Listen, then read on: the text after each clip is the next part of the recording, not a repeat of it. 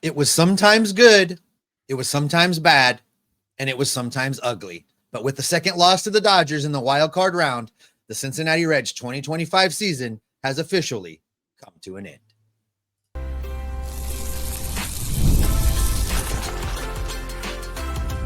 You are Locked On Reds, your daily Cincinnati Reds podcast, part of the Locked On Podcast Network, your team every day. Welcome into the Locked On Reds podcast. My name is Jeff Carr. His name is Steve Offenbaker. We are lifelong Cincinnati Reds fans, and we've been podcasting about this team for a combined 14 seasons. We're glad that you're alongside us here today. Locked On Reds is part of the Locked On Podcast Network. We are your team, your Cincinnati Reds, every single day. And on today's show, we're going to vent. We're going to talk about 18 innings of torture. The Reds made the playoffs, and they're done. So there's that. And I would welcome you to jump into the comments section. Give us your thoughts. Let us know what you're thinking, what you're feeling, everything, anything, everything. Look, if you're going to jump in here and say whatever it is that you want to say about these Cincinnati Reds, go right on ahead, because the season is over.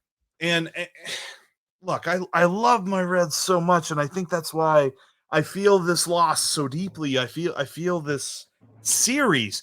I wanted to see close competitive baseball. And we constantly said all year, just make it to the dance. You got the pitching. Steve, where did the pitching go? They left it in Cincinnati, my friend. Some of that is on the players. There is a portion of that falls squarely on the shoulders of Tito, which we're going to get into here a little bit later in the show.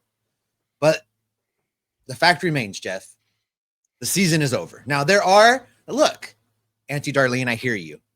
There are some silver linings. There are some things. The Reds scored against the Los Angeles Dodgers. They made the Dodgers work for it. That doesn't forgive some of the missteps along the way. That doesn't forgive having the bases loaded with nobody out and not getting any runs. That doesn't forgive the starting pitching forgetting how to do what brought them here. But they made the Dodgers work for it. It wasn't a 20-0 drubbing 2 days in a row. There are things to be excited about, and there are things that need a lot of work. And like you, Jeff, I have loved this team all my life, and this team breaks my heart most seasons. And there's going to be a lot of time for off-season reflection, and we're going to set that up even later in the show today in the third segment. But I think where where we really need to get started, Jeff, is how 2 days in a row the Reds have just really managed to let things get away from them when it didn't have to be. It didn't have to be that way. They didn't have to go that way. The game didn't have to play out the way that it did, and yet it did. 100%. And it starts with the pitching, and I definitely want to get into the Terry Francona of it all, because I hear you. If you're in the comments section and you're firing off about Terry Francona, I understand it. We're going to talk about that here in a few minutes. But where we start has to be with the pitching, and it's the fact that Hunter Greene, Nick Krall, Andrew Abbott, which for whatever reason, Andrew Abbott didn't ever touch the mound in these two games. But Nick Krall only throws 14 pitches, and he looked good, but for some reason was pulled after 14 pitches. Something we'll talk about in a few minutes with Terry Francona. But the whole thing about this was the Reds could limit the runs, and they absolutely didn't do that. They give up 18 runs in 2 games, and I don't care how bad the Dodgers bullpen is, which is bad. In my hot take, it ain't very hot. It's pretty lukewarm. They're going to lose in the next round to the Phillies because this Dodgers team is not good.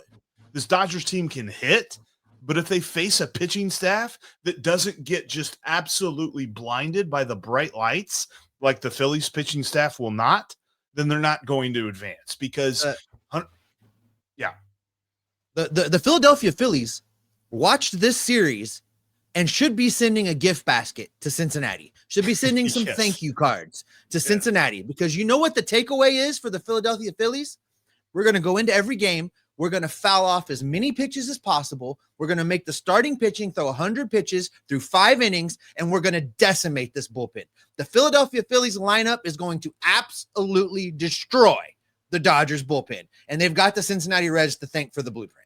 Their bullpen's going to destroy him. Their starting pitching is going to destroy him, because I thought that the Reds matched up with the Dodgers in starting pitching, because the Dodgers have good starting pitching. That was never something that we were like, oh, the Reds can just get all over their starting pitching. It was about the bullpen. And the Dodgers starting pitching did its job because the Reds lineup had no teeth. Elly de la Cruz didn't show up.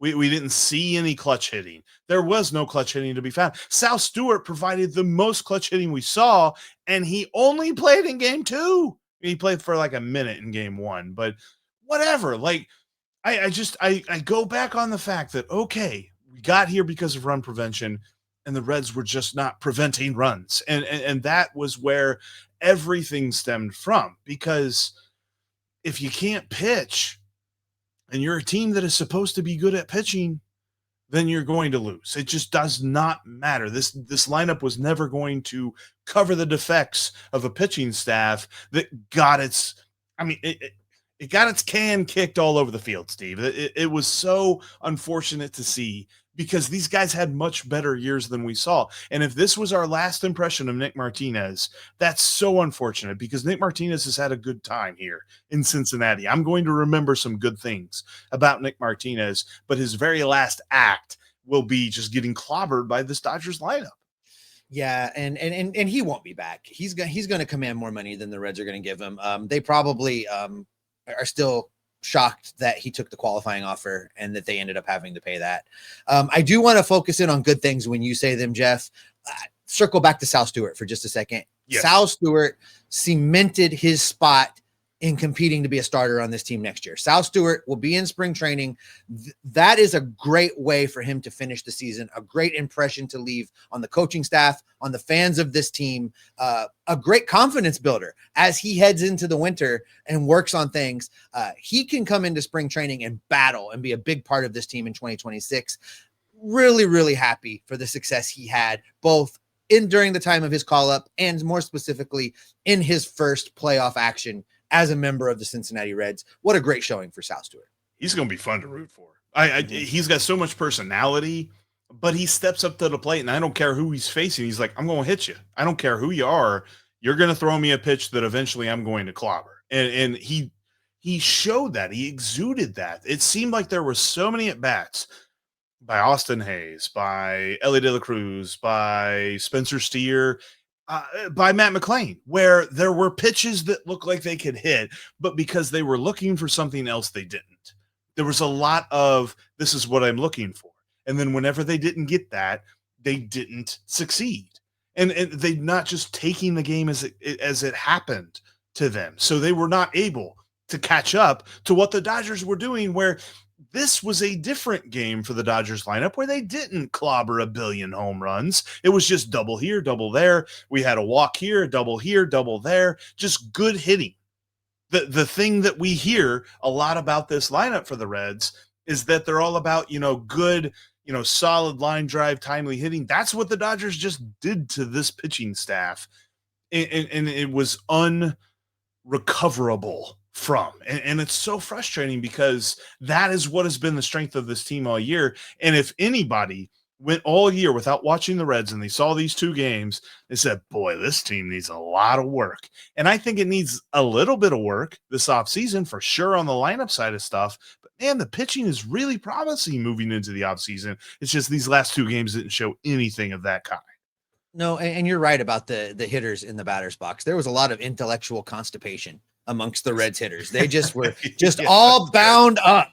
That Cincy shirts, there you go. There's your off-season shirt for Cincy shirts. Intellectual constipation. That goes right next to the cockroach shirt. I don't think I want that. It's going to be a brown shirt. It's going to be a brown shirt. At any rate, I don't know how many innings the Reds hitters needed to see Yamamoto drop that breaker on the corner of the plate and not know that it was coming. I knew it was coming. You knew it was coming. Well, and then he switched to fastballs, and they laid off of those too. Like, the only thing they were looking for was the slider low, or the split finger low. And to their credit, they didn't get beat by that. But they got beat by every other pitch he threw. They sure did. And listen, you know who else got beat? Let's talk about the Tito of it all. We're going to get into that coming up next. The NFL season is here, and FanDuel has the offer you don't want to miss. Right now, new customers can bet just $5 and get $300 in bonus bets back if you win. That's right. Pick a bet, put down $5, and if it hits, you'll unlock $300 in bonus bets to use across the app. Listen, the Bengals are at home this weekend against the Lions. I don't even know what the line is. I don't care. Take the Lions. You'll win some money. It's that simple because the Bengals are just bad. If you want to get in on the action, what are you waiting for? Just visit FanDuel.com, download the FanDuel app to get started today. That's right. Just head to FanDuel.com, download the FanDuel app today to get started. Make sure you have clicked that subscribe button and that notification bell. We're going to be with you all off season long. We're going to set that up here in a little bit about exactly what the off season could look like around here. And while I've got a second, Jeff, I just want to take a real quick opportunity to say, you know what, Tim Daniel, you crushed it with the postcast in the 2025 season. Hopefully, can't wait to see you back for 2026. Love what you brought to the channel. Always appreciate you filling in when Jeff's gone and being my my backup co-host over there. Great work, Tim. We appreciate you so much.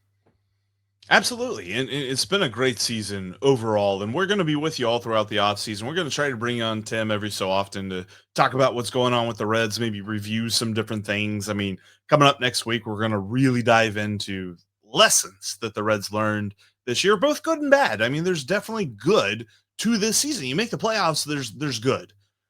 It's just going through these two games, man. I really wish I could come up with a better way to say 18 innings of torture. And I really felt like game 2 was a lot of mismanagement by Terry Francona. I think that coming into the game, he should have changed his starting pitcher. And you mentioned that on the show before the game. We talked about this after game 1, that Zach Littell shouldn't start. He should maybe come out of the bullpen if you need him to, but Andrew Abbott should start. But instead, Andrew Abbott is sitting on the bench, didn't affect this series at all. And he was arguably the best pitcher this season on the team. And he did not. He's the team leader in WAR. He led the whole of the team in wins above replacement. He was the best pitcher on this team. Makes no sense. Makes no sense why he didn't get into this series at all. And then whenever Zach Littell pitched, it was almost as if Terry Francona thought he was going to go 5 innings and get a win or something. Like he kept leaving him in. And I understand that for the most part, he was limiting the Dodgers for those first 3 innings, but limiting was kind of luck. Because think about some of the outs he was getting, hard hit balls that were being caught, different things like that. And he was leaving fastballs out over the plate that were just barely being missed by the Dodgers. And for that, I was like, Tito, wake up, dude. Like, what are you waiting for? In fact, you sent that text to the group chat at the same time that both myself and Tim Daniel were going, do not let him go back out there. And you were saying, do not let him go back out there. And Twitter X was saying, do not let him go back out there. Everybody. The only person that thought that he should go back out there was Terry Francona. And it didn't make any sense whatsoever. And then he brings in Nick Lodolo, and Nick Lodolo throws 14 pitches. And quite frankly, had it not been for the dominance of Chase Burns later on, because Chase Burns actually threw less pitches than Nick Lodolo did, and he got more outs than Nick Lodolo did. But Nick Lodolo would have thrown the least amount of pitches, the fewest pitches of any pitcher that got into this game for the Reds. And that makes no sense whatsoever either, because if you're talking about best pitchers on the team this year, at least as far as availability is concerned, Andrew Abbott's number 1, Nick Lodolo's number 2. So Nick Lodolo also number 2 in WAR, wins above replacement for the Cincinnati Reds. So like Tito, like, what was that? And then the whole thing with, okay, Dave Roberts is going to do the weird thing where he brings in Alex Vesia, the left-handed pitcher, with 2 strikes on Will Benson. And then, okay, Tito thinks that he's like zigging and zagging with Dave Roberts. And so he brings in Miguel Andujar to face the left-handed pitcher. And Miguel Andujar swings at a ball that Yao Ming would have been like, whoa, dude, that's kind of high. And there's the at bat. First of all, that was such an incredibly unfair ask of Miguel Andujar to go in on a 1-2 count off the bench and expect him to do anything. I don't know what Tito was doing there, but it wasn't making a good baseball decision. I haven't had time to research this, but I would suspect maybe that was the first time in baseball history that you got a relief pitcher and a pinch hitter on a 1-2 count at the same time. It's probably the first time that's ever happened, and it should never, ever happen again. Completely unfair to Miguel Andujar. Both Tommy and the Cowboy were talking about that on the radio broadcast, which, by the way, thankfully, I was able to sync up the ESPN video with the 700 WOW audio because I didn't want to hear anything that ESPN was having to sell me about the Dodgers. I heard that from everybody else. They were texting me. They're like, oh, my gosh, this sounds like a long commercial for the LA Dodgers, but whatever. I digress. The whole point of this here was the fact that, like, they were talking about they'd never seen it before. And up until that point, I wondered a little bit, will we see Will Benson back next year? I don't think we're seeing Will Benson in a Reds uniform next year, Steve. I think this was the last bit where Tito was just like, I don't trust you at all to do what I need you to do in a clutch situation. And Will Benson came back to the dugout and he was irate. He had every right to be irate. And I think that was it. I don't know if you caught it, but he left the dugout when they pulled. He had every right to. Saw it, but the cameras caught him going down the tunnel and leaving the dugout. He had every right to. Like, you know, you always say, you get people like, oh, you quit on your team. He didn't quit on his team. His manager quit on him. And so, like, fair. This was something where I think Terry Francona believed he was playing chess with Dave Roberts when Dave Roberts was playing like Mancala or something over here. So I don't think that Terry Francona had a good day at all. He didn't have a good day on game one either. He proved to us, and the pitching proved to us, that management is not as important as who's on the field. Period. Plain and simple. I don't care the name of the manager. It's not. I'd like to carry that out a little bit further. I think the problems that we saw from Terry Francona and the decisions he had to make in this wild card series go back a week. I think he made bad decisions a week ago leading into this, where he could have set himself up much better for success if he had made some better decisions in the Brewer series and even back into the Pittsburgh series to have people available and do certain things. He never was quite able to dig out of it. And look, Terry Francona is not on the hot seat, folks. It's not a thing. No, he's not. Terry Francona is going to go into Nick Krall's office at some point in time in this offseason with a year under his belt, a playoff appearance under his belt, and a list of demands. That's what's going to happen. And that's going to be a lot of what we spend the offseason talking about. We're going to talk about what those demands should be. But for right now, Tito could have made several different decisions. Now, I like that he wasn't afraid to employ the intentional walk last night. Right. It worked sometimes it didn't.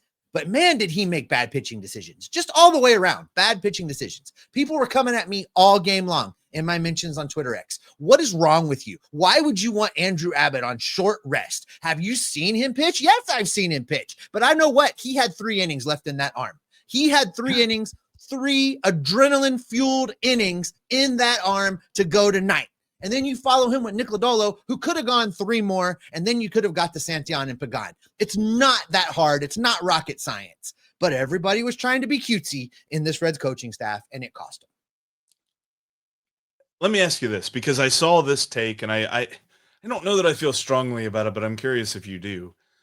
Terry Francona was being accused of managing game 2 of the wild card, a must-win, and if you lose, you go home game, as if it were a, game 45 or whatever on a Tuesday in May. Did you get that impression?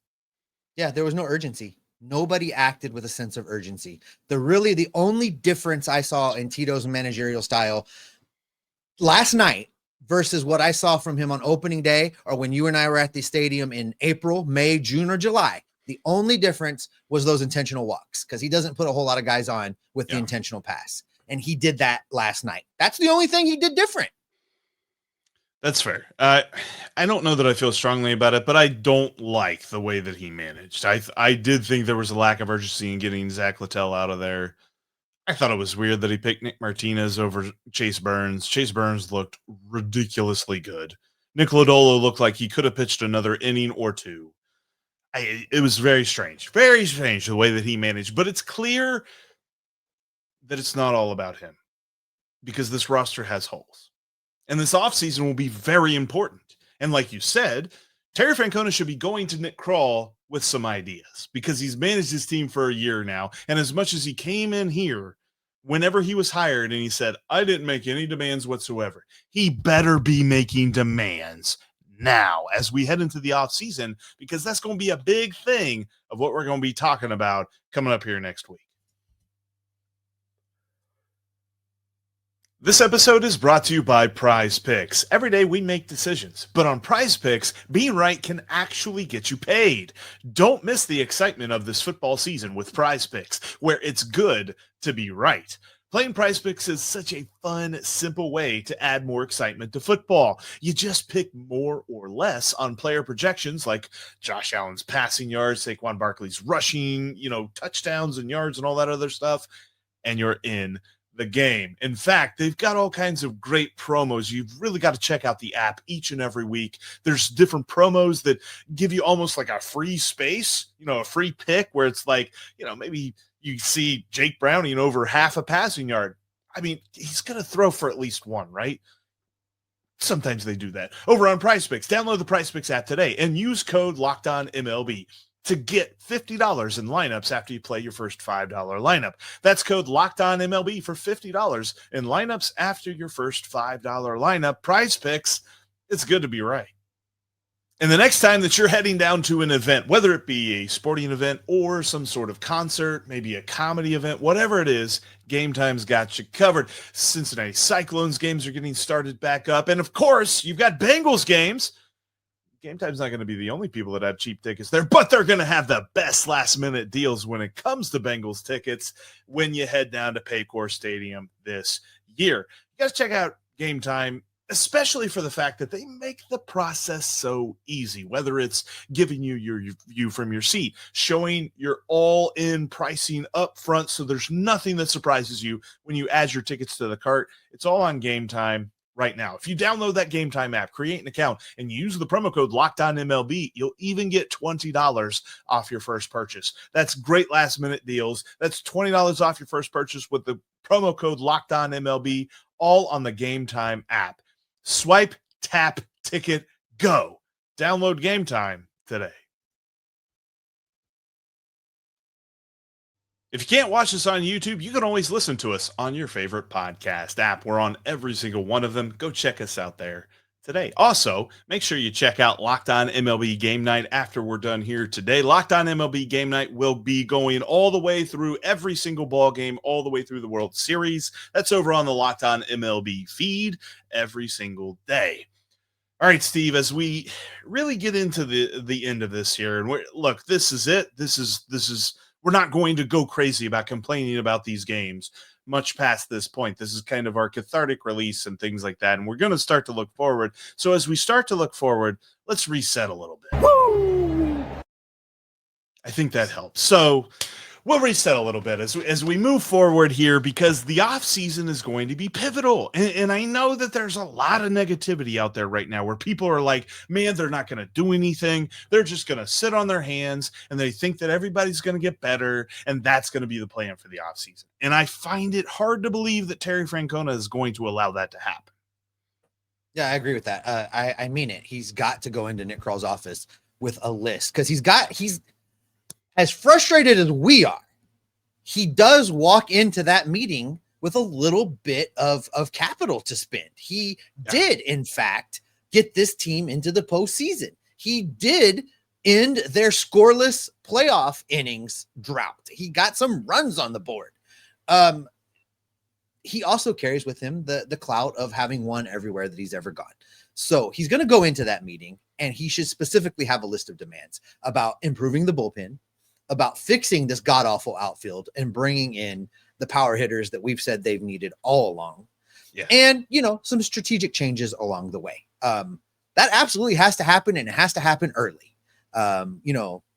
It can't wait. And I hope that when this team gets back to Cincinnati and as they're doing their end of year meetings, which is a thing that the managing and the coaching staff does with the general manager and with the president of baseball operations, Terry should already have that list. And he should be like, here's some things for you to think about, Nick, and slide that across his desk, because those are going to be the keys to whether or not this team can rise and compete even more in 2026. When I hearken back to a conversation that he had with beat reporters, I want to say it was probably about a month ago or so, when people were bringing up the problem of power with this lineup. And it was no longer, well, we got to string hits together. We got to build rallies. We got to do all this other stuff. His response to it was, well, it's a little bit late in the season to be worrying about that now. That's something we have to address in the offseason. It's like, he knows. He gets it. There's going to be some moves this offseason that I believe that the Reds are going to shore up some deficiencies, because it feels as though this roster is split in half, where you have guys who are good at run prevention and you have guys who are good at run production, and they don't overlap. There's no point where it all works together. There's a lot of different pieces here. Like, that's why you saw Austin Hayes in right field. And in order to get Sal Stewart in the ballgame, he was at first and Spencer Steer was in left, but they still had Ke'Bryan Hayes at third base. And this was all in game 2 of the wild card. They cannot go into opening day with those same kind of problems. They've got to have guys in defined positions that make sense, commit to something for Sal Stewart. Sal Stewart needs to be in the lineup every day. Absolutely. But he also needs to have a defined role, because in his minor league career, he played mostly third base and second base, much more third base than he played at second base. Second base was mostly in Dayton because they had Cam Collier at third base. But at the same time, it doesn't feel as though he has been adequately employed. So is he going to be at third base? Is he going to be at first base? Commit to that. Stop moving him around. Find a spot for him. But also on top of that, like, they've got to make some really hard decisions. And as much as Tim and myself are very bought into the idea of Ke'Bryan Hayes being here for a long time, if he can be part of a trade that makes this team better, go for it. If anybody on this team can be part of a trade that makes this team better, go for it. I don't know what that looks like, and that is Nick Krall's job to do. And there's going to be some ideas that we come up with this offseason that are going to be both what we want to see and what is most likely to happen, because that's what we love to do around here. Is that, honestly, there are some things that make sense and there's some things that the Reds do and they don't always coincide. But we're going to keep you up to date with all of those things as we get into this offseason, because there is absolutely no excuse for them to go through this entire offseason and not address the needs that they have. And that's just a taste of what we're going to be talking about this offseason, folks. We're going to have you covered all offseason long. Jeff and I are going to be here for you. Just a couple notes, folks. First of all, thank you to the everydayers that rode this 2025 train with us this whole season. We appreciate you more than you will ever know. We love the live shows with you guys. We love talking to you when we run at you at the ballpark. We just love the interactions that we get from the everydayers of the show. Please keep it up. Be here with us this offseason. There's going to be tons to talk about, and I can't wait to do it. On another note, Jeff, this brings to the end our 7th year covering this team in podcast form. We spent the first 3 doing it separately, but a lot of overlap. And then for you, you've been here for 7 full seasons. Here is to season number 8 off season. I look forward to keeping this show going and doing it with you. So cheers to you. Appreciate you. Programming note, folks, are taking Friday off. We're not going to be here on Friday. We'll be back on Monday in your feeds, for sure. Yeah, starting back on Monday. covering the off season, getting things going. We're going to be here with you, but again, we just appreciate you guys more than you will ever know. Thanks so much for checking out Locked On Reds each and every day. Appreciate everybody for being a part of the show. We invite you to continue to be a part of the show, because we're going to be with you all throughout the offseason as the Reds get set for 2026 that not only gets them to the postseason, but gets them a little bit deeper into the postseason. So that's what our focus is going to be on. that's a kind of nice thing, right? Like deeper into the postseason. That's a good thought process anyway. We'll see exactly how the Reds can put that all together. We're going to be with you every step of the way right here on Locked On Reds. Like I mentioned, check out Locked On MLB. Sully's got you covered all throughout the playoffs, and so does Locked On MLB Game Night. Every game, every night, all throughout the World Series, because they are all about Major League Baseball, and we are all about the Reds. We are Locked On Reds every single day. Ooh, what a year. Another one down.